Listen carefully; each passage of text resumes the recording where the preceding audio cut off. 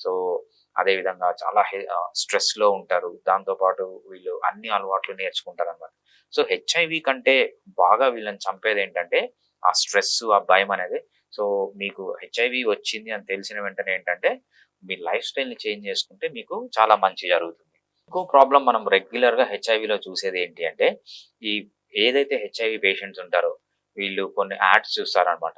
ఒక ayurvedic doctor అంటే unqualified people ఏం చేస్తుంటారు, మనకు బాబాలెక్కువ, అన్‌క్వాలిఫైడ్ డాక్టర్స్ ఎక్కువ. వీళ్ళంతా ఏం చేస్తారంటే, హెచ్ఐవికి పర్మనెంట్ క్యూర్ అని బోర్డ్స్ పెడుతుంటారనమాట. అది చాలా తప్పండి. మీరు గుర్తుపెట్టుకోవాల్సిందేంటంటే, ఒక్కసారి హెచ్ఐవి వచ్చిందంటే అంటే ఆహ్, వైరస్ అనేది ఒక డీఎన్ఏ. వైరల్ డీఎన్ఏ మీ బాడీలోకి ఎంటర్ అయ్యి, మీ డీఎన్ఏతో అతుక్కుంటుంది. ఒక్కసారి వైరల్ డీఎన్ఏ మీ డీఎన్ఏతో అతుక్కునిందంటే దాన్ని ఆహ్, బయటికి పంపించే మెడిసిన్స్ ఇంతవరకు క్లినికల్ ట్రయల్స్‌లో గాని, ఆల్రెడీ రిలీజ్ అయిన మెడిసిన్స్‌లో లేవు.